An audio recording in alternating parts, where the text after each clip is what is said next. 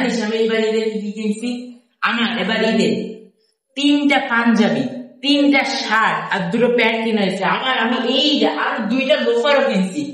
একটা জিনিস দামও 5,000 6,000 এর নিচে না। আমার পাঞ্জাবি গুলো সব 8,000 এর উপরে, আর আমি যে শার্ট গুলো কিনছি সবই 6-7,000 টাকার উপরে।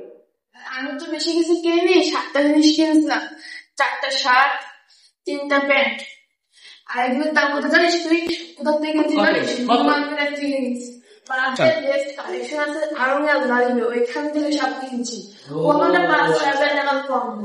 আচ্ছা, আজকে তুই কিনছিস? আমি তো বেশি কিছু কিনিনি, আমি একটা পাঞ্জাবি কিনছি। আর এই যে বেশি কিছু কিনা হবে কিনা তাও বলতে পারছি। আচ্ছা ভাই, তুই কি কিনছিস রে? ভাই আমার তো ভাই সামর্থ্য নাই ভাই, আমি তো কিছু কিনতে পারি না ঈদে ভাই। আমার কিরকম আমায় কোনো জানি না ভাই। ভাই তো জানিস আমার বাবা নাই, ঈদে আমার কিছু কেনাকাটা হয়, হবে কিনা জানি না, হবেও না মনে হয়। তো যখন কেনাকাটা আলোচনা করিস আমার খুব কষ্ট লাগে। আর জানিস তোরা, আমি এবার আরং থেকে পুরো 8,000 টাকা 3টা পাঞ্জাবি নিয়েছি, একটা কালো, একটা লাল আর একটা নীল। আসসালামু আলাইকুম স্যার। ওয়ালাইকুম আসসালাম। তোমরা কেমন আছো সবাই? আলহামদুলিল্লাহ স্যার, আপনি কেমন আছেন? আলহামদুলিল্লাহ। আমি দূর থেকে দেখলাম তোমরা গল্প করতেছিলে। কি নিয়ে গল্প করতেছিলে? ঈদের কেনাকাটা নিয়ে গল্প করতেছিলে। তা তোমরা কে কি কিনছো? স্যার আমি আরং থেকে 3টা পাঞ্জাবি, যার দাম প্রত্যেকটার দাম 8,000 টাকা। 8,000 টাকা করে? বাবা। তারপরে তুমি কি কিনছো?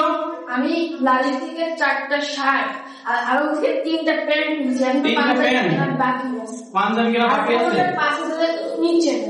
আচ্ছা আচ্ছা। আমি তো বেশি কিছু কিনিনি, বাচ্চার অবস্থা তো ভালো না, এটা বা স্যার 600 টাকা দিয়ে একটা পাঞ্জাবি কিনছি। পাঞ্জাবি কিনছো? ফাইন। তুমি কি কিনেছো? কিছু কিনতে পারোনি তাই তো? আচ্ছা ঠিক আছে, তোমাদের কেনাকাটা নিয়ে আমি কিছু কথা বলবো। উদ্দেশ্যে আজকে কিছু কথা বলি। আমাদের যখন ঈদ আসে, পুজো আসে, তখন আমরা অনেকে অনেক কিছু কিনি। আমরা টিভি নিউজে দেখতে পাই যে কেউ 1.5 লাখ টাকা শপিং করা হয়ে গেছে, 2 লাখ টাকা শপিং করা হয়ে গেছে। এবং আমরা বিভিন্ন শোরুম থেকে ভালো ভালো জামা কাপড় কিনে সেই কেনার কথাটা আবার আমরা এলাকায় বিভিন্ন বন্ধু বান্ধবদের সাথে এসে গল্প করি, তাই তো? ঠিক কিনা? আমার কথা রেসপন্স করবা, ঠিক কিনা?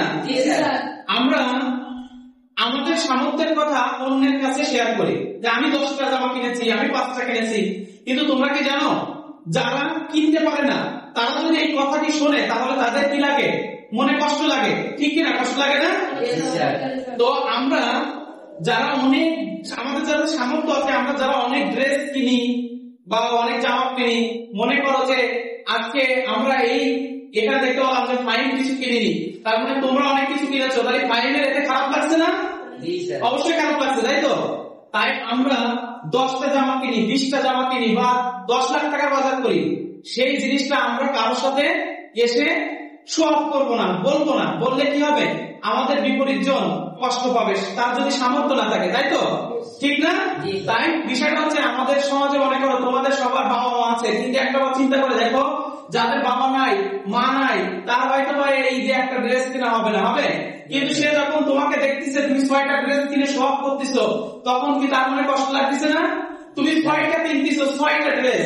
আর যার বাবা নাই, মা নাই, সে বাজে অর্থনৈতিকভাবে দুর্বল, সে একটাও কিনতে পারতেছে না, তাহলে তোমার দেখে তার কি কষ্ট লাগতেছে না? অবশ্যই কষ্ট লাগে, তাই তো? তাই এই দিকে অবশ্যই সবাই নজর দিবা। সেটা হচ্ছে কি বলতো, যে কখনো নিজের শো অফের মাধ্যমে অন্যকে কষ্ট দেওয়া যাবে না। কারণ ঈদ, পুজো এটা প্রত্যেকটা সরকার ধর্মের সব থেকে বড় উৎসব। আর এই উৎসবে নতুন জামা কাপড় পরাটা একটা অনেক আনন্দের, কিন্তু অনেকে করতে পারে, অনেকে করতে পারে না। যারা করতে পারে তারা তো অনেক আনন্দ করে, কিন্তু যারা করতে পারে না তারা কি অনেক কষ্ট পায়, তাই তো? আমরা চেষ্টা করবো, আমাদের 6টা 7টা ড্রেস কিনি, তাহলে সেই ওই থেকে একটা ড্রেস কোন একজন এতিমকে আমরা দান করে দিতে পারি না? তাহলে সেও অনেক তার ইচ্ছা অনেক আনন্দে উপভোগ করতে পারবে, তাই তো? আমার কথা কি সবাই বুঝতে পারছো? তাহলে আমরা আমাদের পোশাক নিয়ে, আমরা ঈদের সময় কেনাকাটা নিয়ে কখনো সব করবো? আর এটা করা কি ঠিক? না, এটা করা ঠিক না। এটার মাধ্যমে অন্যরা কষ্ট পায়।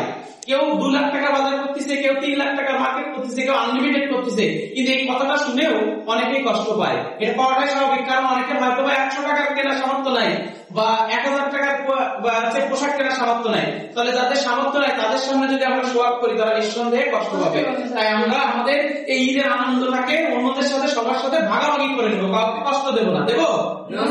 ওকে, সবাইকে ধন্যবাদ।